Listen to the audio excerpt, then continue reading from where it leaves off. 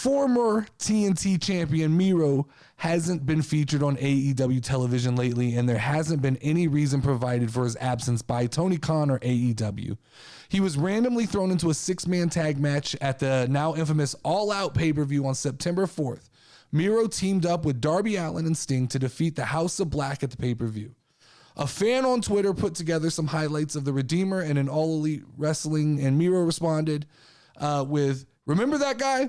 A nod to his mysterious lack of television time on Dynamite and Rampage. So many shiny toys in AEW. There's so many shiny toys, right? I mean, just every week, Tony Khan goes to the now defunct Toys R Us and buys a new wrestler. So much wasted talent sitting around on that roster.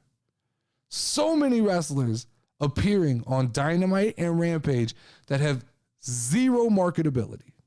Week in and week out. You know why? Fan service. So much fan service. AEW. You know why IWC loves it? Because Tony Khan bends to their will. Whatever they say, that's what he's going to do. And he's not trying to build a company. He's trying to serve the fans. I wonder often if there is a sign in the gorilla position at AEW that says you must be this small to hit the ramp. Because that's what, when I watch AEW, that's what it feels like, man. It just feels like anybody of any like marketability, you can't get past that gorilla position. Look at Miro, man. Look at Miro, man. The IWC would have you believe. They tell me this all the time. I get this thrown in my face all the time, that because I don't watch New Japan Pro Wrestling and because I'm not religious in the AEW world, that I can't possibly know what real wrestling looks like. I can't know. I can't know what makes a good wrestler, right? But when Miro was at the height of his run in AEW, which felt a lot more like a casual wrestling thing than it did an IWC thing, the IWC shouted from the fucking rooftops about how glorious Miro was being booked. Yet, once Tony Khan cast that toy to the side for a bunch of guys named either Ethan, Adam, Tom, Dick, Harry, all of the most average Joe Schmo-ass cookie cutter flip happy wrestlers, the IWC sounds like crickets. I don't see them speaking up in defense of Miro. The IWC and AEW fans just don't want to admit that there is any fault that exists inside of AEW. They don't want to tell you about the bad booking of Malachi Black. The IWC is not talking about that. They're not talking about the bad booking of Miro and where the fuck has he gone.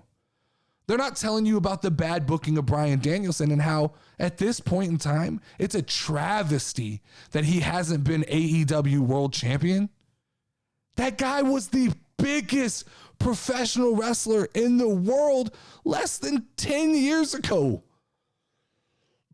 You got him at a time where he was still on fire and you let him cool off. And I don't hear the IWC saying anything about that. All they'll tell you about is, well, that's Daniel. No, that's what Daniel wants to do. The IWC is not going to talk to you about the mishandled rise of MJF and how just now we're getting him turning in his Casino Battle Royal chip, and also in the most confusing fucking way possible. And then you have fucking Mox trying to bury him. Like, all this is a travesty. This is not... How about how they handled Wardlow, guys?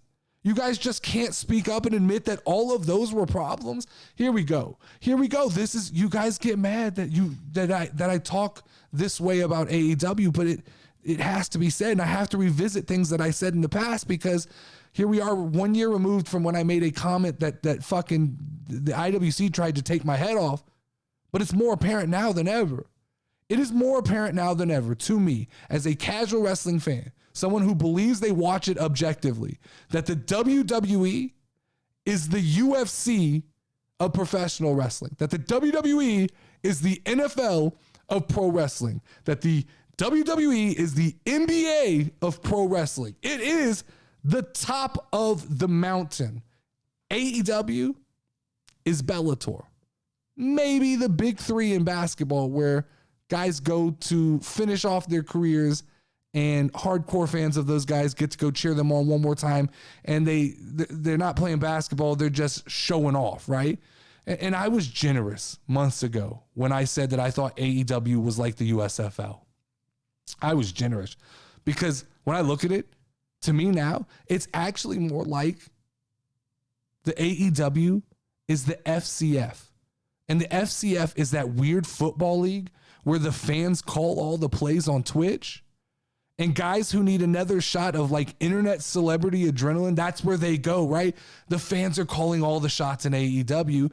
And these are a bunch of narcissistic wrestlers who just need the internet. Not all of them. Not all of them. Some of them are there because it's the only place they can wrestle, and they're going to wrestle and they're going to put on a show. But there's a lot of these guys, Young Bucks, Kenny Omega, that are just there for the narcissism, for the adrenaline hit.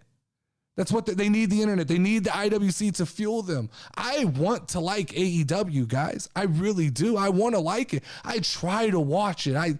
Every Wednesday night, I turn the TV on and I sit down and I grab my popcorn and I go, I'm going to enjoy this. I'm going to keep an open mind. And then I see Ethan and I see Tom and I see Dick, Harry, Joe, Schmo, a bunch of guys in the same fucking underwear tights that all look like they've been cut from a cookie cutter mold, that are under 6'1", that flip around the ring, that have no personality, no character. And I go, that's why. That's why I can't get behind this. That's why I can't stay behind this product. It is hard for me to digest 3 hours of wrestlers who have the personality of wet paper towels. And all I can say is I can look into this camera and I can call to you, Miro, and I can say, Miro, hashtag, we want Rusev Day back. We want Rusev Day back, guy.